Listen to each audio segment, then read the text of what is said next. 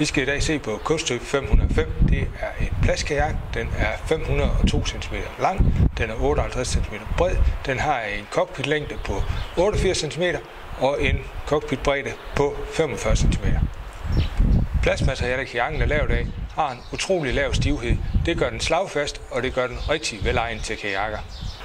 Det store cockpit gør ind- og udstigning af kajakken utrolig nemt. Ved strandstart kan man sætte sig ned i sædet og trække benene ind i cockpittet foran, og så roer man.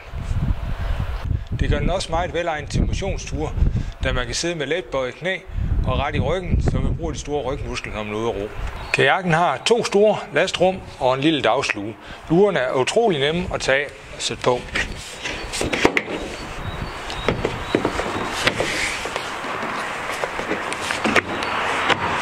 Også den lille dagslue.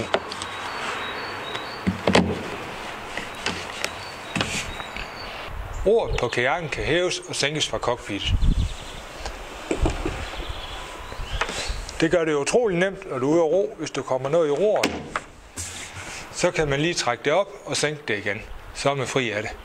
Kajakken har en ergonomisk polster, sæde og ryglæn, der kan justeres i længderetning. Man skruer den fast med de 2 skruer her. Når man har fundet positionen, man synes, der skal stå i, så kan man justere rygstøtten om bagved, om den skal være længere tilbage, eller den skal være længere fremme. Rorstøtte og fodstøtte kan justeres rigtig nemt og uden brug af værktøj. Det tager et halvt minut at indstille det i en ny længde. Kajakken kan monteres med finde. Det gør så utroligt let. Du klemmer finden på, og så monterer du de 2 skruer.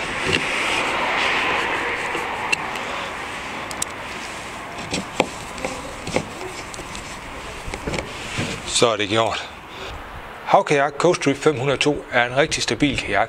Den kan roes af stort set alle kajakroer. Den har en længde på 5 meter og 2 cm, der også gør den rigtig retningsstabil.